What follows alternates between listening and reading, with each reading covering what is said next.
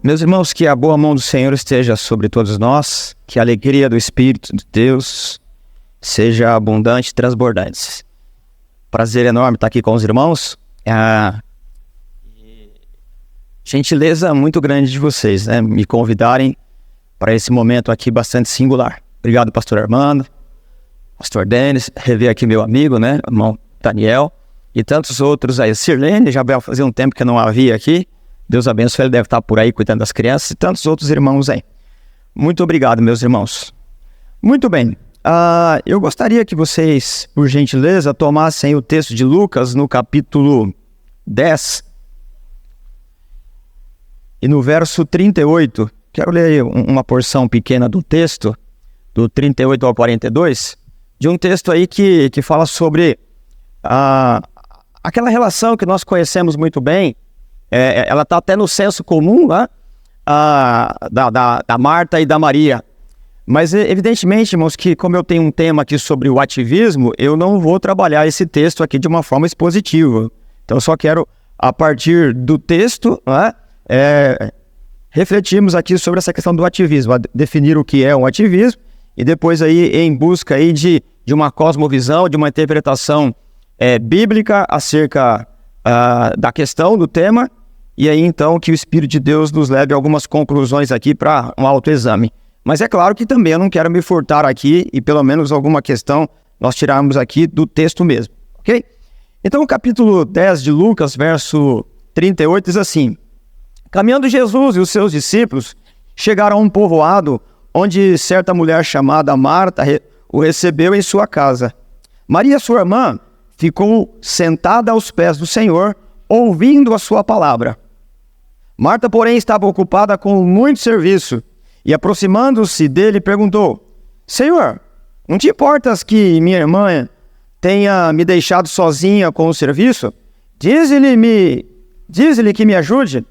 Respondeu o Senhor: Marta, Marta, você está muito preocupada e inquieta com muitas coisas. Todavia, apenas uma é necessária. Maria escolheu a boa parte e esta não lhe será tirada. Assim mesmo como os irmãos estão, curve a cabeça, por gentileza, vamos orar. Te louvamos, Senhor, pelo privilégio da Tua palavra em nossas mãos, pela oportunidade de ter este lugar onde a Tua palavra é pregada, o Teu nome é adorado. Obrigado pela comunhão e por tudo que o Senhor faz por meio dessa comunidade que tem o selo da Tua graça, Pai. Obrigado, Senhor, pela Tua palavra, que não é mero registro em papel, mas ela é inspirada. Pelo fato de ser inspirada, ela tem o poder para transformar todos aqueles que a ouvem, que meditam e que aplicam a Tua palavra na vida cotidiana. Obrigado, Senhor. Aquilo que nós não conseguimos comunicar por meio da exposição, da palavra pregada, o Senhor é poderoso para falar no íntimo de cada um de nós. Obrigado por tudo que faz por nós. Nós oramos agradecidos em nome de Jesus. Amém. Muito bem, meus irmãos. Então nós precisamos aqui, nessa manhã, sobre o tema do ativismo, colocar algumas questões que são importantes para a reflexão. E é evidente que nós não podemos reduzir o ativismo à questão eclesiástica, porque a vida ela acontece com muito mais proporção de tempo fora da igreja. Então é evidente que é importante, evidente que é inteligente, não é? Nós refletimos o ativismo fora também da igreja, o ativismo que nos absorve em toda a nossa vida. Mas antes de nós trabalharmos aqui essa ideia do ativismo, de uma forma bastante dinâmica, aqui é claro que na exposição do texto não quero considerar como que o Lucas inseriu essa passagem, esse acontecimento aqui, não é o nosso propósito, embora isso é de extrema importância, não é? Mas pensar aqui, irmãos, que esse fato aqui, e tem uma expressão aqui que nós costumamos dizer em teologia que é técnica, quando o verso 39, a expressão sentada aos pés do Senhor, ela remete aí a um discipulado, não é? Sentar aos pés de alguém significa aprender de alguém. E aqui não é apenas aprender no âmbito intelectual, é aprender com alguém e fazer com que o aprendizado ele seja aplicado na vida. É aquela questão de você pensar para viver e depois viver o que pensou, não é? Então, a ideia do texto aqui, ela ela tem o aspecto do discipulado. E é claro que uma leitura superficial do texto, nós entramos num dilema que Jesus parece, né, numa aspas muito grande aí, que Jesus é contra o trabalho. Evidentemente que não. Então, por isso que nós precisaríamos aí trabalhar a questão da exposição.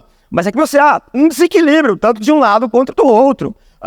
E evidente que o que está sendo trabalhado aqui, nós temos um evento muito importante que vai acontecer narrado lá no capítulo 11 de João, que é a morte do Lázaro, que é o irmão, né, que compõe a família.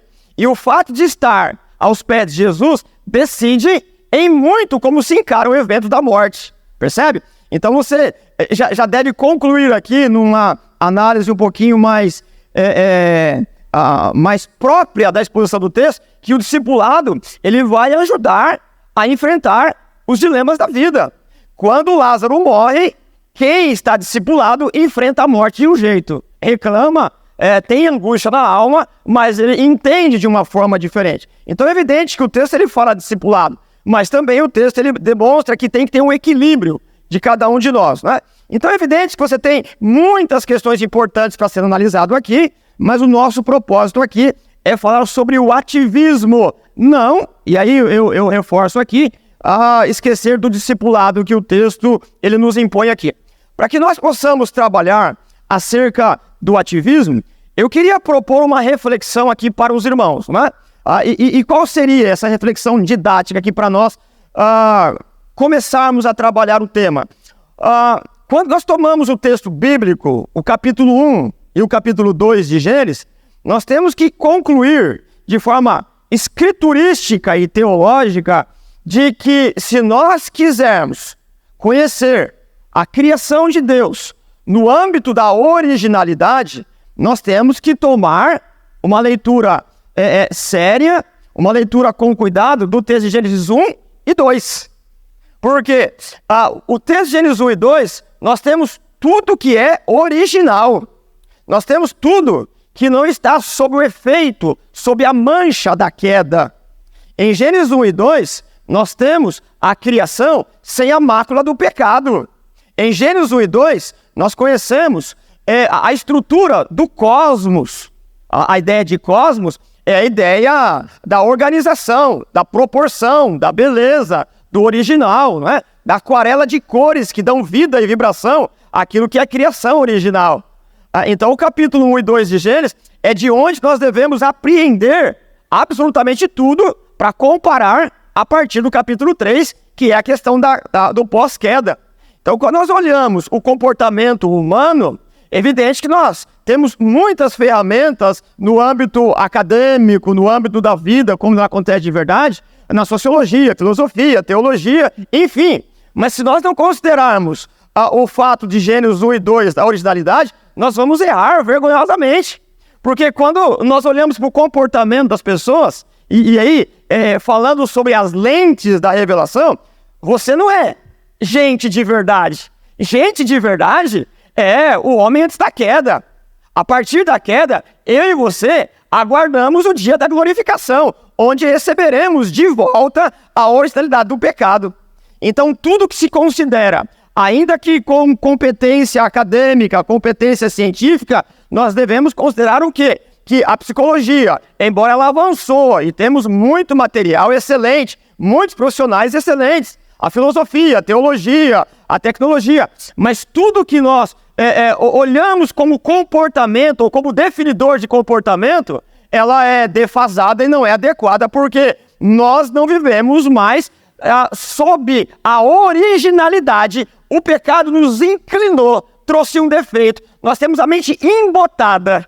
Então, se nós não considerarmos Gênesis 1 e 2 como original, nós vamos errar em muitas coisas. E o capítulo 1 e o capítulo 2 de Gênesis, nós temos ali a perfeição. Tanto que nós temos duas palavras que elas se correspondem no campo do antagonismo, né? São antônimas. O que é beleza? O que é original, né? Você tem o cosmo, a ideia da proporção. E depois do pecado você tem a ideia do caos. E aí o evangelho da graça, ele vai se revelando, vai se demonstrando para quê? Para fazer com que o ser humano à medida que ele vai sendo transformado pelo poder depois do novo nascimento, ou após o novo nascimento, ele vai caminhando em glória, até que no último dia, quando Jesus volta, nos dá um corpo transformado e nos devolve de novo a originalidade. Então, se você quer conhecer o que é original, você leia Gênesis 1 e 2, e depois, se você quer ter uma ideia, né, ou novamente compreender a originalidade, Apocalipse 21 e 22. Então, as originalidades estão nos extremos. No meio, nós temos o quê? O ser humano e tudo que Deus criou sobre o impacto do pecado. Então, é claro que nós precisamos, no primeiro momento, para refletir sobre o ativismo, entender como era o comportamento humano antes do pecado, senão nós vamos errar vergonhosamente. Vamos ter alguma ideia? Claro que sim, mas nós precisamos. Então, vamos lá. De forma muito panorâmica, quando você toma o texto do capítulo 1 e 2 de Gênesis, nós vamos fazer pelo menos 3 considerações aqui, não é? Você vai perceber que, à medida que o texto vai sendo narrado, revelado, os dias 1, 2 e 3, ele tem correspondência com os dias 4, 5 e 6. Então você pega o texto ali, você já percebe aí a beleza literária do poema da criação. O dia 1 da criação, ele corresponde com o dia 4, porque no dia 1 Deus separa coisa de coisa, né? O céu, como uma abóbora, né? E no dia 4 ele preenche o céu. No dia 2, ele demonstra, né, a água que foi separada e ele preenche os seres aquáticos. E no dia 3, que foi criado ou separado a terra, nós chamamos ele de Pangeia, e aí os estudantes aí de geografia entendem um pouquinho mais do que eu mesmo, a ideia de um único continente, e a palavra ali é singular, né? E apareceu a terra, e não as proporções de terra. Bom, e aí então, no dia 6, Deus preenche. Então há uma correspondência e o texto vai caminhando por um colorido, o céu azul, o sol amarelo, o verde, né? E de forma poética, alguns autores vão demonstrando que a própria beleza do colorido é como uma aquarela que não tem singularidade, ou que é singular e que não tem correspondência para nós no mundo que nós vivemos agora. Porque o verde que você vê agora, ainda que ele seja um verde espetacular, ainda que o mar, as águas do mar, ainda que o céu estrelado ou o céu que compõe um cenário natural no interior, na montanha, seja onde for, arrebate os teus sentidos, nem a criação ela é original mais, nem a tua capacidade de percepção. Então imagine como era a criação de Deus antes do evento de Gênesis 3. Percebe? Então se algo rouba, né, no sentido poético, a tua percepção, no êxtase de perceber, meu Deus, como isso é belo, imagine o que é beleza do ponto de vista da isenção da queda. Então tudo que nos admira, tudo que nos causa espanto poético, tudo que nos arrebata os sentidos, é uma pálida visão do que de fato é a criação de Deus. Nada pode ser comparado. E quando você lê o texto, nessa beleza, inclusive literária, do Moisés, ele vai demonstrar que uma das providências de Deus foi a criação, que ela fosse capaz de gerar o alimento. Não é? E o homem, ele não vem nos dias da criação. O ser humano, ou a raça humana, não participa da criação. O homem, ele chega quando tudo está pronto para desfrutar. Inclusive, que aqui é uma âncora aqui para nós, é um lugar seguro, né, para nós colocarmos os pés e refletir sobre o ativismo, é a ideia do descanso, que está narrado no capítulo 2, verso 3. E descanso, evidentemente, que Deus não está fadigado, não está cansado, a perder o vigor pelos dias da criação. A ideia de descanso é a ideia de aproveitar daquilo que foi criado. Então, quando surge o representante da raça humana, ele surge não para o trabalho, né? Ele surge para desfrutar do trabalho, já demonstrando que o trabalho ele deve trazer uma alegria para nós. E aí a gente já começa a refletir de uma forma honesta uma certa angústia, porque são outros fatores que nos levam a trabalhar, não o prazer da coisa mesma. Bom, e quando você lê o capítulo 1, verso 29 e verso 30, Deus vai dizer assim, olha, eu dou toda a vegetação para os animais, e o fruto e a semente para o homem comer. Não quero discutir a questão aqui de vegetariano ou não, mas o fato é que a terra espontaneamente ela daria a comida, né? Está lá no capítulo 1, verso 29 e 30 de Gênesis. Então, o homem comia, né, daquilo que nascia. E é claro que depois do pecado, a boa alimentação, ela está inclinada, ela está manchada, ela está deturpada também. E agora, por conta do pecado, a boa alimentação, ela se transforma ou em gula ou em abstinência de comida. Não é assim? Claro que é. Nós não temos condições mais, por questões de estrutura, de justiça divina, por questões de perda da originalidade, de comer adequadamente. Ou a gente come muito, ou a gente come menos, porque isso é um fato do pecado. Percebe que o Evangelho, ele não nos rouba da vida onde nós vivemos e nos transporta a uma transcendência onde só pensa em anjos ou uma batalha espiritual nesse aspecto. O pecado, ele roubou de nós a capacidade das questões mais simples, como a alimentação. Nem a terra, ela produz aquilo para que foi criada e nem nós sabemos aproveitar. Basta ver o nosso cardápio diário. Nós comemos errado. E depois, porque comemos de forma errada por conta de uma ansiedade, nós procuramos um profissional para ensinar a gente a comer. Não é assim? Aí chega alguém por interesse econômico, aí diz assim, ó, sabe o que é? Comer muito ovo não pode, por exemplo. Aí passa um tempo por conta da questão econômica, precisa vender ovo, aí vem outro e diz assim, ó, sabe o que é? Tem que comer muito ovo, não é você aqui, não é a questão de comer pela proteína, pelo ovo, não é por questão do mercado. Percebe? Então a gente não come o que quer, a gente tá, né, como um fantoche sempre à mercê de quem decide a economia.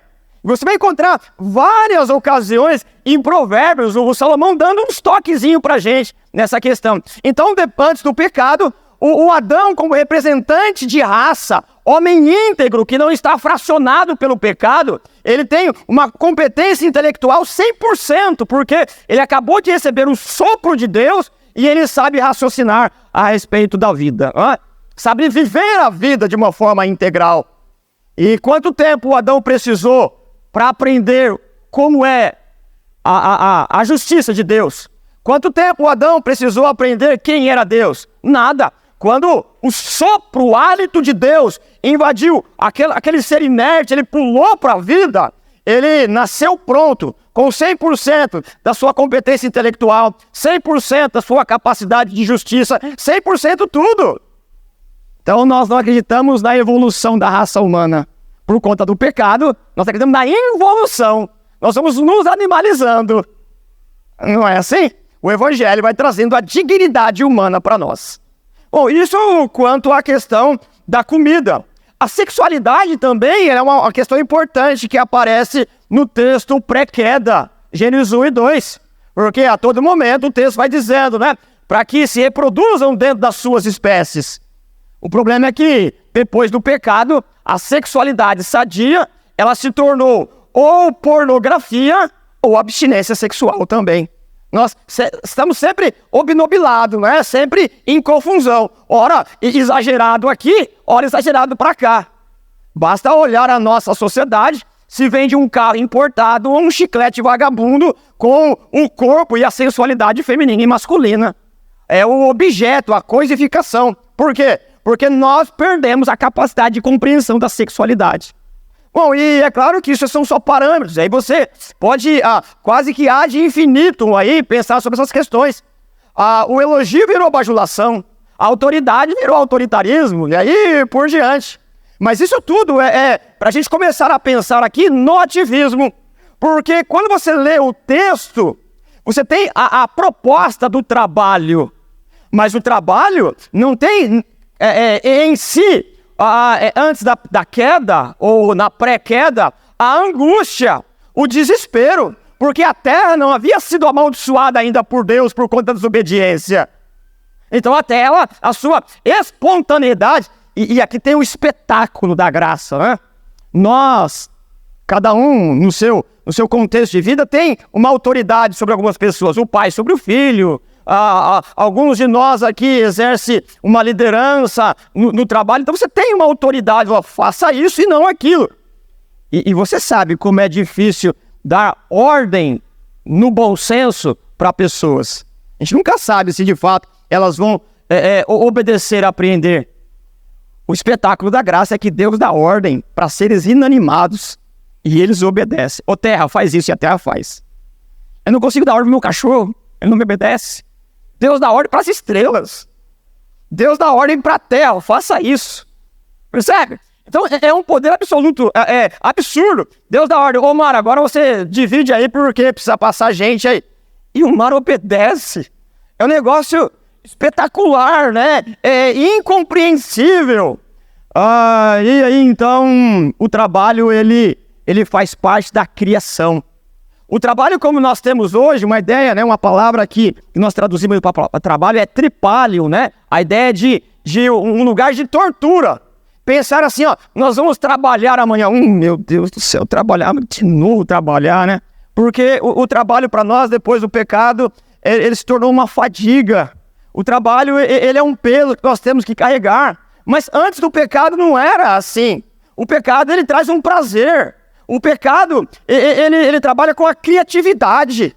E quando você está trabalhando e cria alguma coisa, em algum momento você se espanta com aquilo que você criou. Diz, meu Deus, foi eu que fiz isso. Porque essa é a satisfação original do trabalho. E aí, quando nós vamos perdendo a capacidade de entender que trabalho é uma bênção de Deus para nós, nós vamos perdendo a capacidade de admirar com aquilo que a gente acabou de fazer. E aí a gente vai ficando escravo, né? E aí a gente cai numa rotina em que um homem chamado Skinner, ele fez um experimento com o ratinho. Ele colocou o ratinho numa roda, ele ficava virando, né? E no barulhinho lá, estimulado, caía lá uma coisinha para ele comer.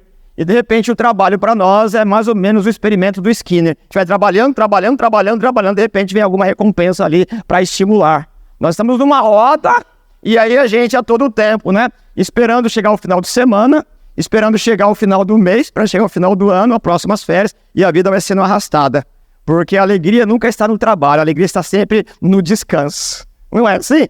E aí a vida fica muito angustiante. Então, de forma bem panorâmica aqui, a alimentação, ela virou gula ou abstinência da comida.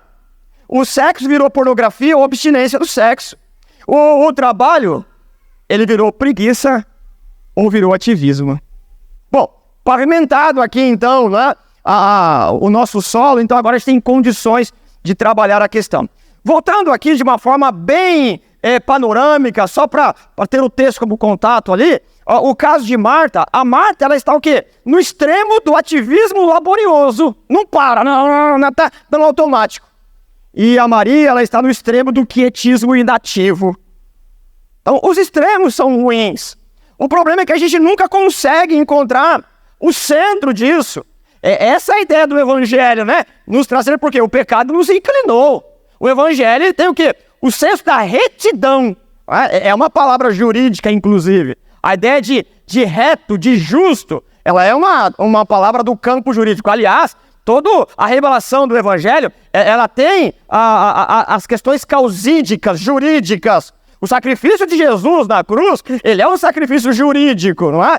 Tem toda uma questão jurídica ali para nos mostrar o que é o sacrifício. E aqui então não tem o equilíbrio, não tem a retidão. Ora, o ativismo, tem que fazer. Ora, a quietude inativa. Ora, a quietude que é a preguiça.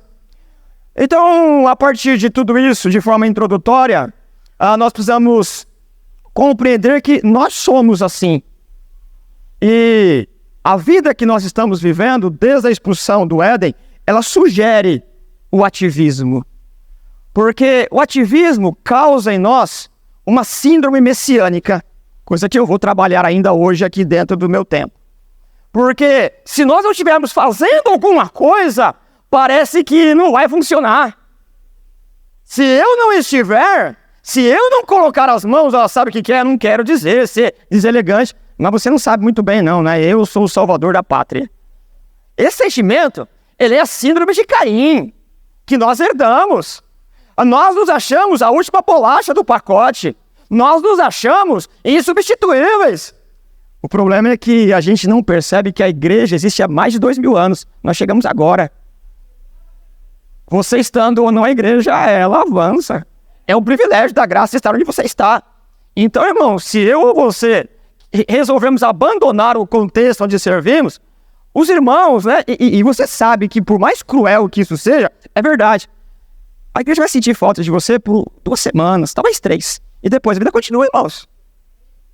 Lembra aquela parábola que Jesus contou das bodas?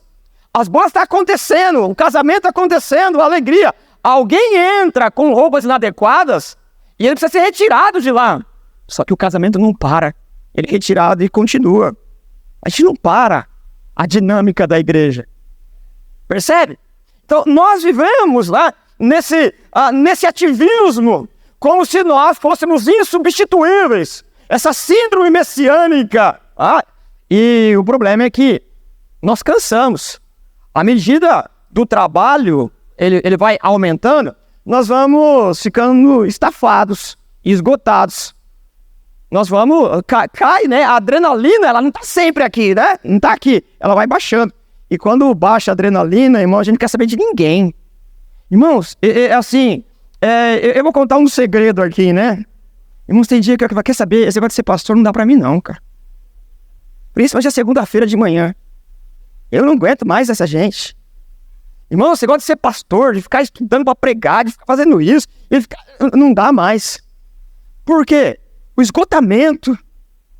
A gente fica esgotado, né? Mas aí eu acordo, lavo o rosto, tomo um café, desço lá no quintal, puxo o rabo do meu cachorro, alegro, né? Daqui a pouco eu quero ser pastor de novo, que legal. Por quê? Porque eu sou uma senoide de sentimento. Você tá dizendo, eu conheço você quando? Faz 15 minutos. Aí a semana que ele fala assim, eu conheço você. Não me conhece, passou uma semana, eu já sou outro. É só Deus que não muda, irmãos. Nós buscamos alguma coisa numa coerência do bom senso, para não cair nem no ativismo, nem cair na inatividade medonha, né, inativa. E esse é o problema aqui. Então, nós, assim como as 2 irmãs, nós vivemos nos extremos. Nós vivemos, ora, no ativismo exacerbado a toda hora, e ora no esgotamento físico que precisa tomar aquelas substâncias que nos dá asa de novo. Não é assim? Nós somos assim.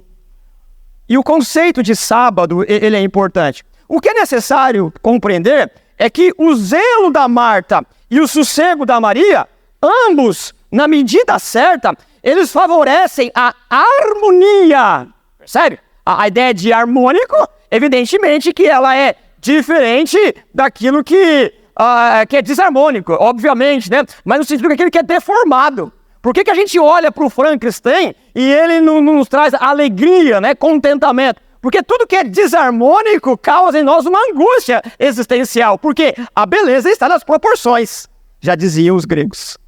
E a Bíblia é assim. Então você percebe que o ativismo ele é uma inclinação maligna. Ou uma inclinação carnal, herança do pecado, ao mesmo tempo que é a inatividade. Então as 2 coisas, de forma harmônica, elas favorecem o mandamento do trabalho e a confiança na provisão de Deus. Nós somos ativistas porque nós não confiamos na provisão de Deus. E aí eu quero começar a falar de uma forma mais abrangente. E para funilar na igreja, é evidente que é o nosso contexto, né? E essa abrangência maior é o mundo onde as coisas acontecem. É amanhã onde você vai ter relações sociais. É amanhã que você tem meta para cumprir. É amanhã que você tem relatório para fechar. É amanhã que você tem responsabilidades. E a hora extra a mais... A hora extra já é uma redundância a mais, né? Mas enfim, a hora extra exagerada... se você olhar com calma, não é porque você precisa. É uma demanda que criaram.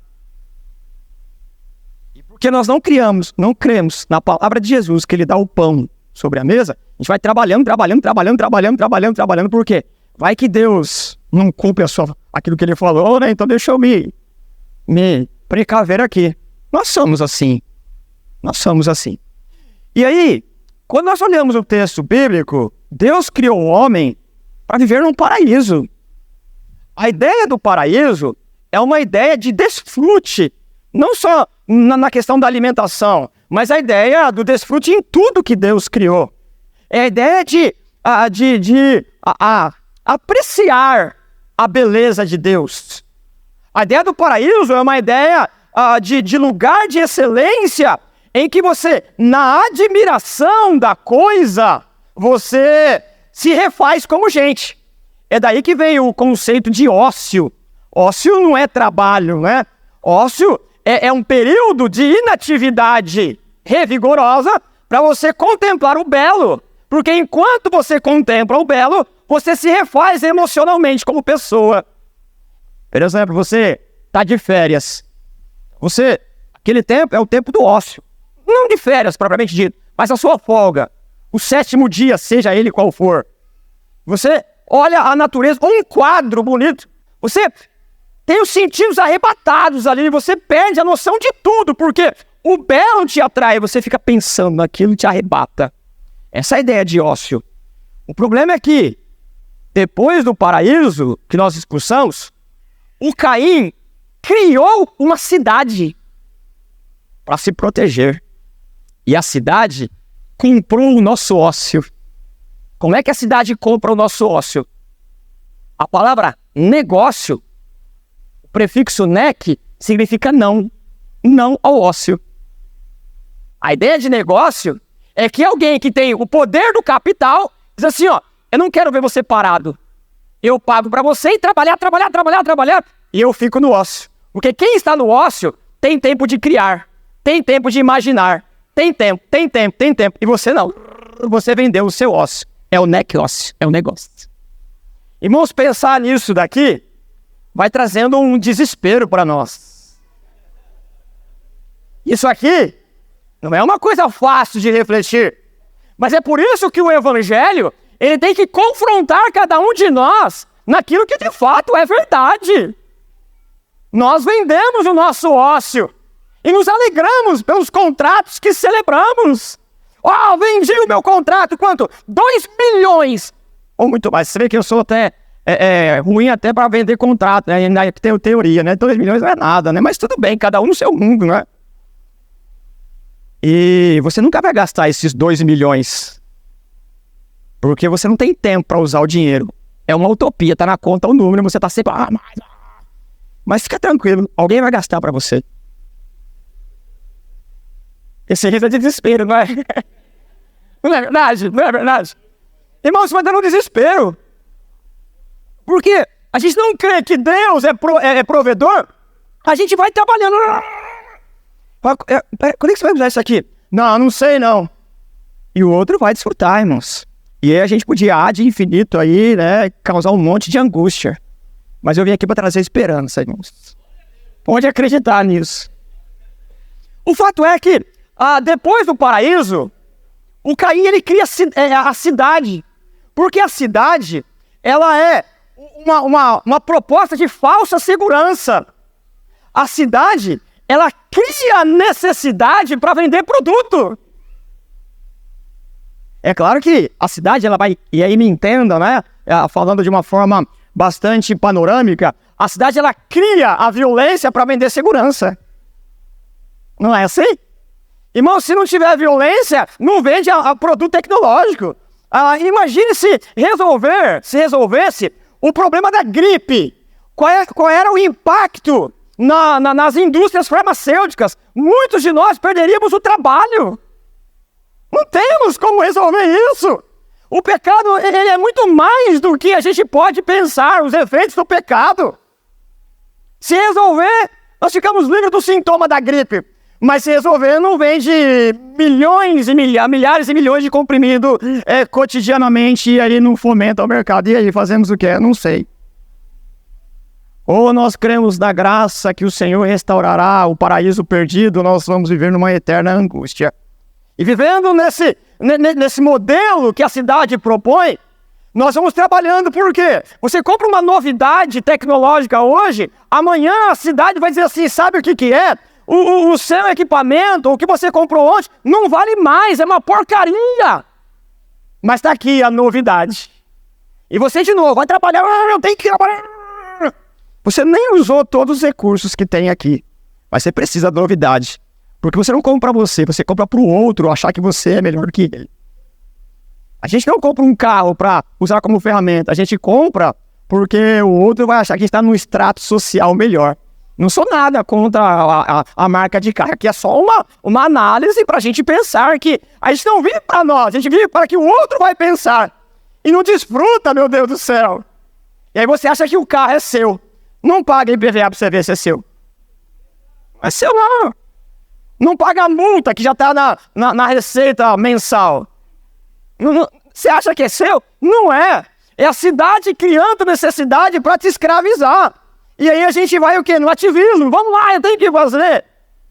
O Salomão vai nos ensinar mais uma vez aqui, o Salomão Abaile aqui. Ele vai dizer o quê? Ó, parafraseando, é uma falta de inteligência, né? Para ser ameno aqui. Você comprar propriedades e nunca ter tempo de visitar a propriedade. Os seus amigos vão visitar. Tem gente que fala assim, eu tenho uma fazenda, eu tenho uma chácara maravilhosa.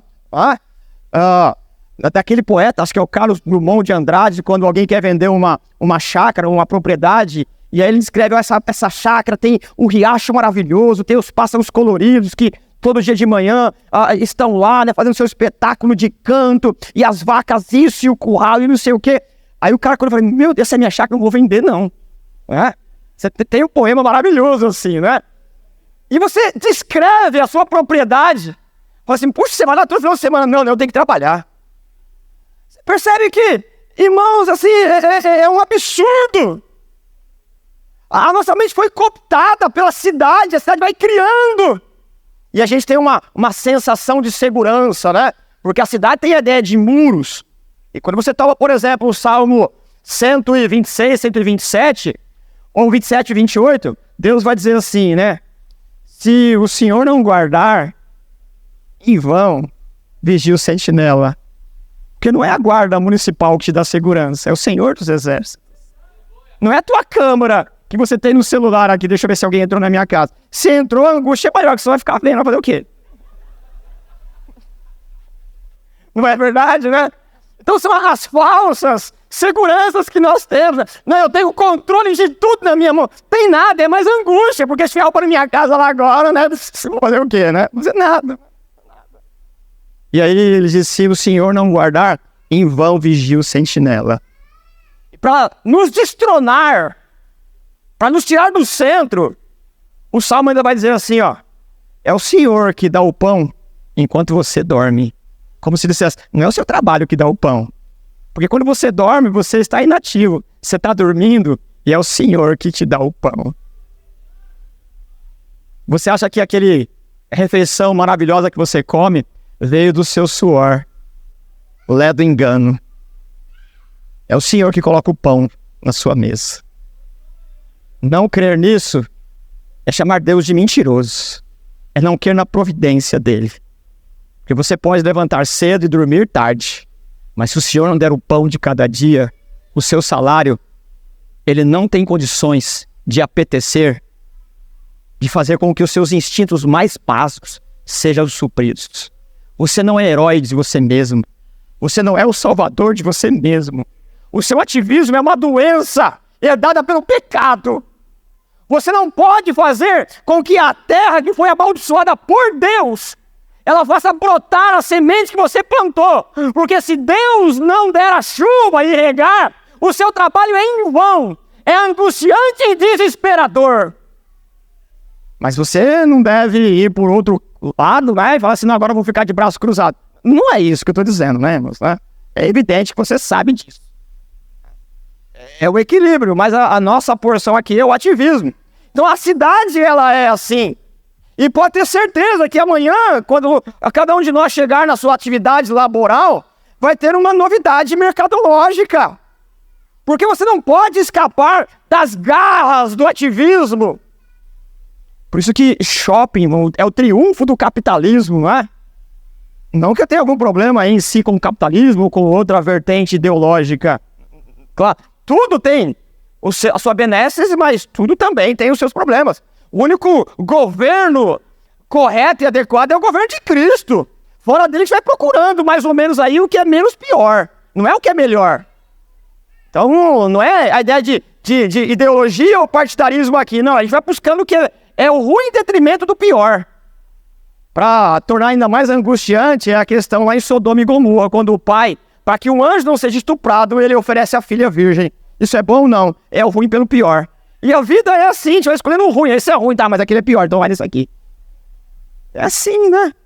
Então, irmãos, vai aparecer uma novidade tecnológica e você vai trabalhar muito mais ainda. Para quê? Para que você seja apartado da família, para que você não desfrute de comunhão, para que você não tenha sossego de sentar à mesa e pegar um pedaço de bife, assim, que alegria comer esse negócio.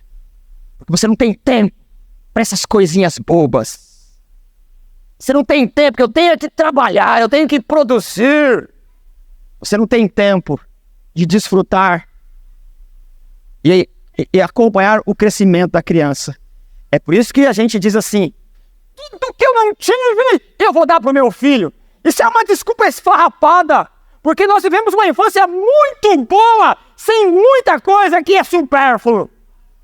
O abandono do seu filho é um ativismo, é uma síndrome messiânica, é um problema emocional seu que abandona o filho por conta de ter.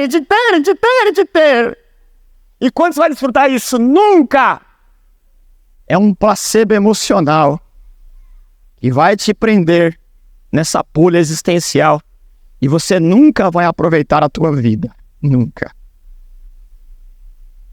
Por isso que o conceito de comunhão na Bíblia é a ideia de aproveitar, né? De degustar, né? Pegar um copo d'água. Quando ela passa aqui, né? Aliás, essa ideia, garganta, é a mesma palavra para alma. Nefesh, será alma ou garganta, porque é aqui que passa a vida. Né? A minha garganta tem sede do Senhor. Por quê? Você bebe água, quando ela passa, que alegria, que culto maravilhoso. Por que culto? Porque eu estou aproveitando a água que Deus fez. O ativismo, a gente só faz um bochecho que cospe, não tem tempo de aproveitar. Não só a água, mas todas as belezas que Deus proporcionou para cada um de nós. Porque nós sempre temos uma meta para bater, uma moeda a mais para ganhar, um clique no status social a mais para alcançar. E a vida vai ficando plastificada, artificial. E nós esquecemos de louvar ao Senhor com alegria. Porque a alegria é mandamento na Bíblia. Se nós perguntamos, me cita um mandamento da Bíblia, não matarás, não adulterarás, tudo isso é mandamento. Mas você vai encontrar na Bíblia também o mandamento da alegria. Não é uma possibilidade, se der, você se alegre. Alegrai-vos no Senhor. Outra vez vos digo, alegrai-vos. Alegria é um culto que se presta a Deus. Toda vez que você está alegre com a providência de Deus, você está dizendo, Senhor, obrigado aí, viu? Eu estou aproveitando aquilo que o Senhor dá generosamente. Mas a gente não tem tempo de rir, mais ou menos como acontecia na Idade Média, onde os clérigos achavam que rir era carnalidade. Você não pode rir, viu? Tanto que a característica da bruxa, da mulher que ria, era risada alta. Ah, não é assim? É uma característica da bruxa, porque é indecente rir, ainda mais em público. Então vamos queimar as mulheres que rirem para fazer um favor para elas serem purgadas ali para o céu. Os brutos também amam. Ah? Então a gente perdoa a capacidade de rir. O Martinho Lutero, o C.S. Lewis, num contexto como esse, cada um na sua época, diz assim, ó, se no céu é proibido rir, não quero ir para lá. Nós perdemos a capacidade de alegrar com aquilo que Deus nos dá por conta desse ativismo que vai nos aprendendo, ou que nos prende, porque nós achamos que somos o salvador de nós mesmos. Irmãos, o Evangelho não é uma proposta de salve-se a si mesmo. O Evangelho é demonstrar que você está perdido e não se pode auto-salvar. Existe um Salvador e Ele é Jesus Cristo. E Ele não salva para a eternidade só. Ele salva para agora, para escaparmos das malhas do pecado. Então você percebe que nós temos um campo muito vasto para trabalhar essa questão do ativismo, nesse campo mercadológico, nesse mundo que a cidade, a estrutura citadina, ela inventou. Mas é claro que nós não podemos ficar só nessa abrangência. Nós nos reunimos como irmãos. E se tem um campo onde nós disputamos os espaços, é o campo eclesiástico. No campo eclesiástico, irmãos, nós brigamos para fazer algo. Nós disputamos. E o problema é que nós fazemos isso num tom de piedade. Não, foi Deus que me chamou isso aqui. E a gente acha que se a gente não fizer, isso não vai ser feito. Aquela cena, se eu não viesse pregar, que vocês estavam perdidos. Irmão, essa igreja existe antes de eu nascer. Eu estou aqui, depois de tantos anos que os irmãos já estão aqui, eu venho aqui falar meia hora. Eu não posso me considerar indispensável, a estrela. Se eu não viesse, vocês estavam perdidos, hein? Dá glória a Deus por causa de mim, viu? Não é assim, mas é síndrome messiânica. A ideia de síndrome, né? A palavra sim, é a ideia de reunir tudo pertinente a alguma coisa. Dromos, né? A ideia de pavimentar, de estrada, né? Autódromos, né? A ideia síndrome. A ideia do que a gente reúne uma série de patologias e vive a partir dela. Como se nós fôssemos essa pessoa. Então a igreja, ela se envolve muito facilmente nesse ativismo. Então o que é um ativismo, né? É a pessoa que ela acha que ela é a razão de tudo na vida. E é claro que essa definição também ela vale lá para o trabalho onde você trabalha, para a vida onde você vive, essa coisa toda. E aqui também. Nós achamos que a razão de tudo existir é por conta daquilo que eu faço. Evidente que Deus nos chamou para o serviço. Nós somos salvos para servir. E para servir a igreja, Deus, né, dá dons, Deus dá talentos, Deus dá também dinheiro para a gente comprar, organizar, trazer. Tudo isso é lícito. Mas nós não podemos nos tornar um profissional da fé ou um ativista religioso. E aí eu fiz aqui uma lista bastante modesta de 6 características, bastante rápida, que eu queria compartilhar com os irmãos. Primeiro que ativismo ele é um sinal claro que alguma coisa não está bem, irmãos. Quando nós nos envolvemos nessa força centrífuga, né, que nos atrai para o centro, há alguma patologia, há algum problema. E aí cada um de nós deve fazer uma autoanálise. Então vamos lá. O primeiro sinal de que nós somos ativistas é a possessividade. O que é possessividade? É a característica da pessoa que quer ser dona da situação. E nós sabemos muito bem o que significa. E aqui é claro que não é juízo de valor particular. É uma leitura da realidade de todos nós. A ser dono da situação. Se eu não estiver aqui, a coisa não acontece. A igreja, irmãos, ela é de Jesus. Ele é o cabeça. Se tirar a cabeça, o corpo fica desgovernado. Mas nem eu, nem você somos o quê? O dono da situação. O corpo, ele obedece e comanda o que vem da cabeça. Eu tenho uma característica, né? Eu não sei falar sem mexer a mão. Alguém já disse em sala de aula que se mexer a minha mão, porque se eu não mexer a mão, não sei falar. É uma característica, mas a minha mão não mexe sozinha. Se minha mão ficar mexendo sozinha, eu vou me assustar, né? O que está acontecendo, né? Ela mexe porque vem um comando daqui, ó. Você tem sinapse aqui, né? Neurônio com neurônio, sei lá o que, vai construir o caminho e fala assim, agora é para mexer a mão. Eu mexo a mão. Percebe? Por isso que não dá para entender eclesiologia, a doutrina da igreja, sem antes entender cristologia, a doutrina de Cristo. Porque a igreja, ela se movimenta a partir de Cristo, que é a cabeça. É Ele que é indispensável. É Ele que tem a posse de direito da igreja, não sou eu nem é você. Portanto, irmãos, se você faz o que faz, é bondade da graça. Então, o primeiro aspecto do ativismo é a possessividade. A outra é a vaidade. O segundo é a vaidade. O vaidoso se torna um ativista religioso porque deseja ser o centro das atenções. E todos nós vamos entulhando na vida, né, decepções. Lá em 1993, às 3 horas da tarde, na rua tal, número tal, estava um calor de 40 graus, eu tive uma decepção amorosa. É porque eu disse data, local, tudo direitinho. Porque eu estou amarrado lá. E ninguém mais vai me decepcionar. A partir daí, irmãos, eu estou preso, eu faço qualquer coisa para não sentir de novo essa decepção. Minha vaidade não permite que ninguém mais ria de mim e me despreze. Irmãos, aquele flerte com a menina, com o rapaz já passou, tá bom? Vira a página, começa de novo. Você está preso ao passado por quê? O trabalho é um prazer de servir com os irmãos, não a oportunidade de você prevalecer no outro por vaidade. Aqui quem manda... Não, irmãos. Você tem que resolver os seus dilemas.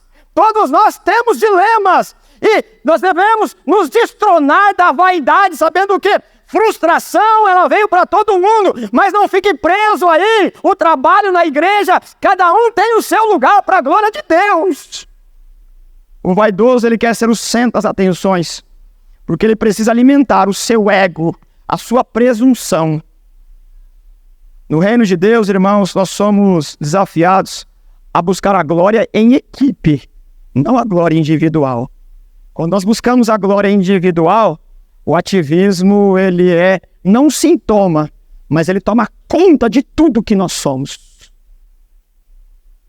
A terceira causa do ativismo é a compensação.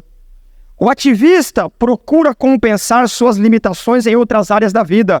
Não consegue destaque profissional ou social e às vezes na casa de Deus ou na própria casa e não consegue autoridade, né?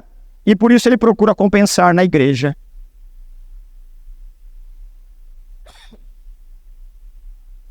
Quantas vezes nós mesmos, cada um de nós, a per si, porque não foi promovido na empresa, porque não se preparou, não estudou, por quê? E por que você se frustrou lá, que fala assim, aqui não, Deus me chamou. E aí você perde a noção da realidade. Você quer compensar a sua frustração social aqui dentro. Aqui não é lugar de compensação, irmãos. Aqui não é um lugar que tem status social, profissional para você disputar com ninguém. Aqui é a ideia do corpo, e um corpo dividido ele sangra, um corpo que sangra fica anêmico, e um corpo anêmico não tem vitalidade de trabalho. Então, se você não teve sucesso profissional, irmão, aqui não é o lugar de você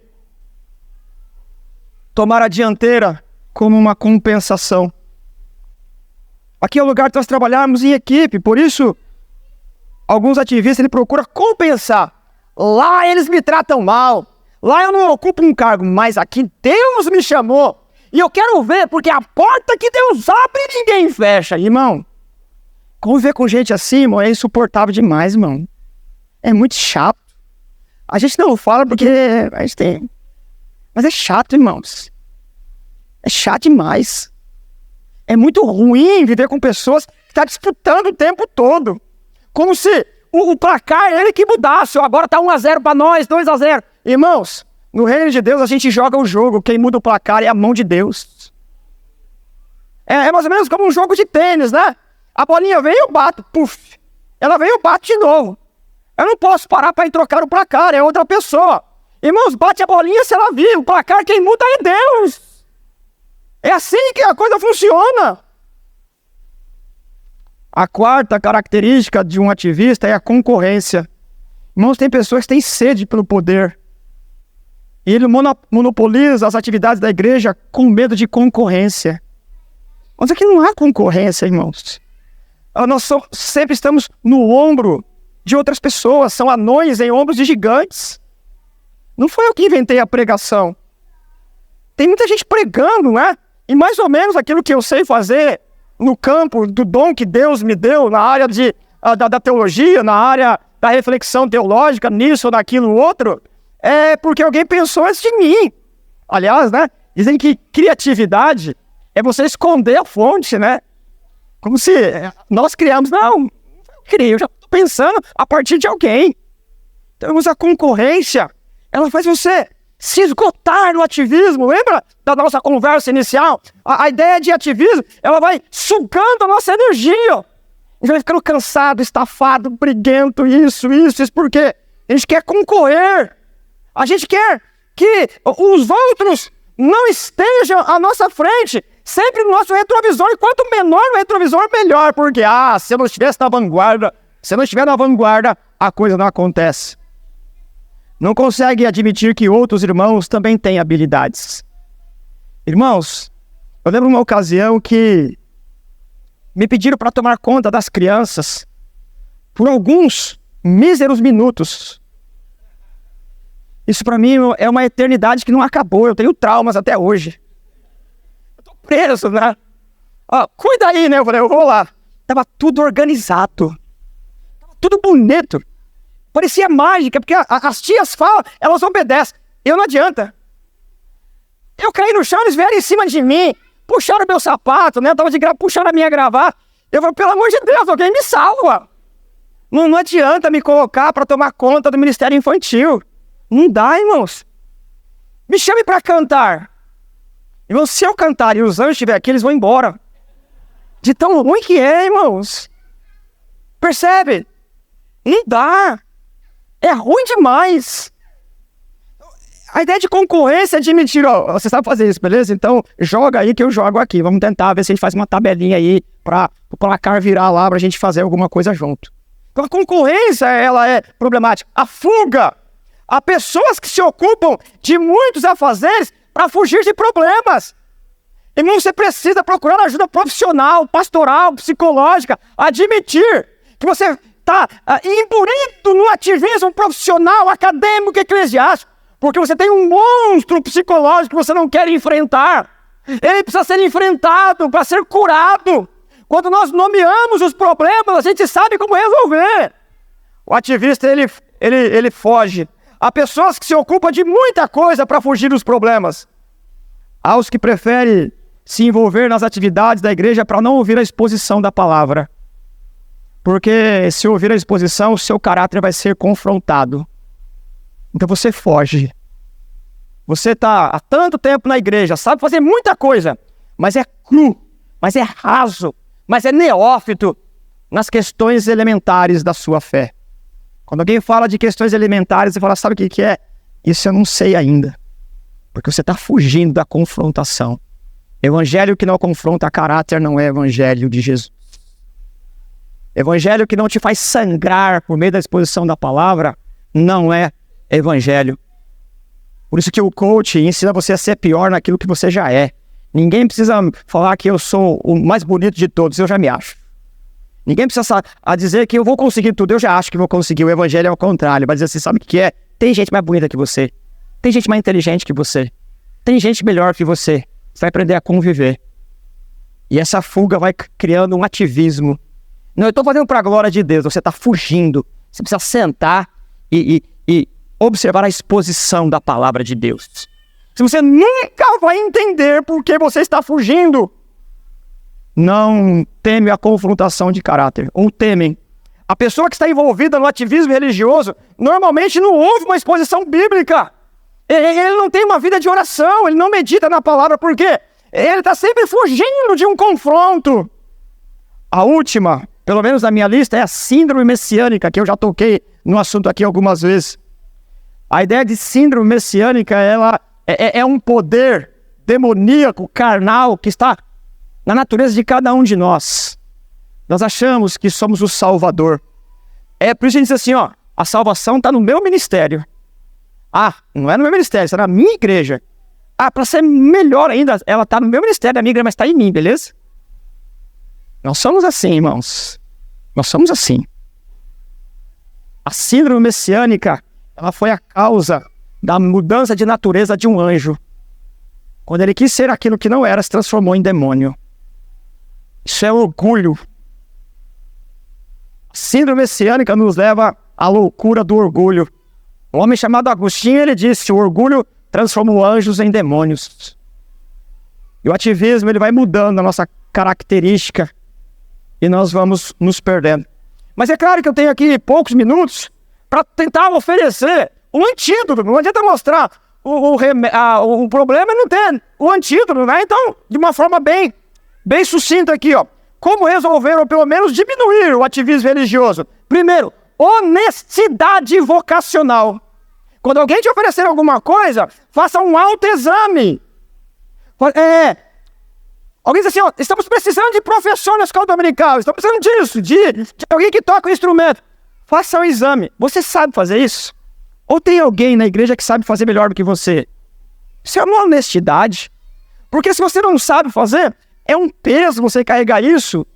E é um peso para quem te ouve, quem te acompanha fazer, porque você não sabe fazer. Então, honestidade vocacional, ela é um remédio para a gente resolver o problema do ativismo. Irmãos, não é possível que não tenha alguém que saiba fazer melhor. Não é que sabe fazer tudo. Mas ó, eu não sou bom nisso aí, tá bom? Eu agradeço o convite aí, mas nisso eu não sei fazer. Irmãos, em casa, se eu tiver que pregar um prego, vai dar errado, irmãos. Não adianta. Eu não sei pregar prego. Eu lembro que, quando era moleque na rua, a gente brincava de pipa, de papagaio. Os meninos faziam, saía bonito. Quando eu ia fazer, saía torto. Não tinha jeito. Eu descobri que eu corria bem. Aí que eu disse assim, ó, vou fazer o seguinte, você fica lá, né, tirando lá a disputa pra quem corta o outro, eu vou correndo. Eu corria igual bobo, pegava e entregava pra eles de novo. Mas eu era contente naquilo, não tem problema, né? Por quê? Eu não sei fazer, mas eu sei correr atrás. E quando eu pegava, consegui estar lá, porque era a minha natureza. Honestidade vocacional. Se você não sabe, você pode até ajudar para aprender. Mas, irmão, você não sabe, irmão, tem alguém que sabe, não é possível. Ou melhor que você. Outro antídoto contra o ativismo, organização. O princípio para uma igreja sadia é que ninguém fique sobrecarregado. Mas eu particularmente, eu sou inimigo de pessoas que falam assim, eu sou isso na igreja. Poxa, você morreu na cruz também, né? Aí eu tenho um conselho pastoral. Cuidado, se você morrer na cruz, você não sabe ressuscitar, tá bom? É só uma opinião, né? Eu acho que você não sabe ressuscitar, então não vai querer morrer na cruz também. Não é possível, meu, que você faz 10 coisas, um elenco, e não tem ninguém que possa fazer. Organização, tem alguém, e vai chegar alguém, ensina. Isso é um alívio para você, inclusive. Prioridade. A igreja tem prioridade. A prioridade da igreja é ensinar. A igreja que não ensina, ela não é igreja. A igreja é didática. Por isso que uma das palavras catedrais, né, o catedral, ela vem da palavra cadeira, cátedra. Porque no período que as pessoas não sabiam ler, a igreja, ela servia para ensinar por afresco, por desenho. Então, a ideia de catedral é a ideia de que o bispo senta na catedral, né, na igreja, e ela é um livro aberto. Tá vendo aquele homem ali? É Jesus, tá vendo? Ele morreu na cruz, tá vendo? Ele ressuscitou, porque não sabia ler. Então a natureza da igreja sempre foi ensinar.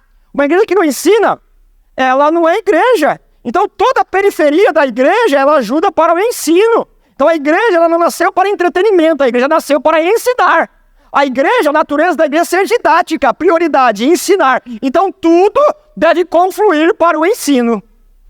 E, por fim, a quarta, sensatez. O ativismo religioso causa fanatismo, irmãos. Devagarzinho a gente vai ficando fanático. E o fanatismo aí daria aí uma outra palestra aí de algumas horas. O evangelho diz respeito à vida holística inteira da pessoa. E não a atividade que ela faz na igreja.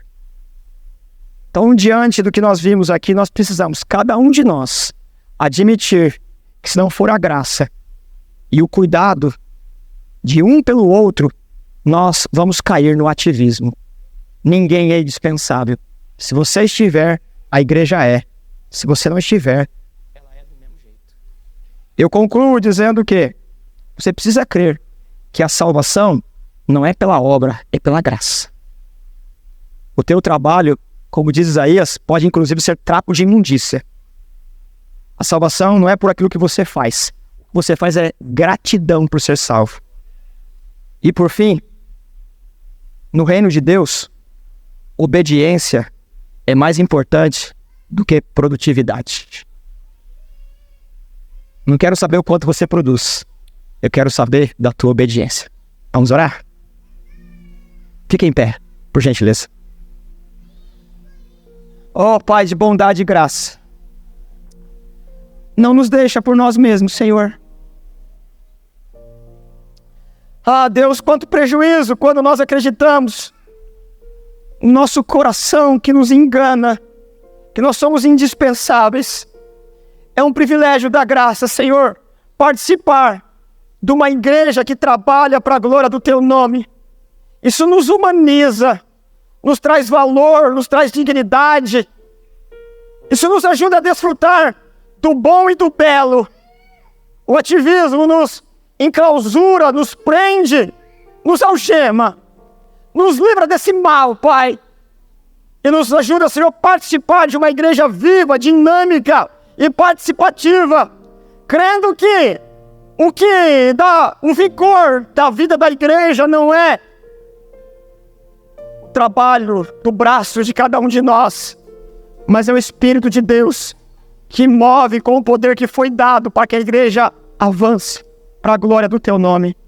Nos cura do mal do ativismo.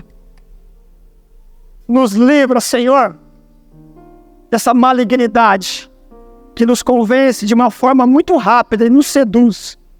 Nós queremos ser livres do ativismo, Pai.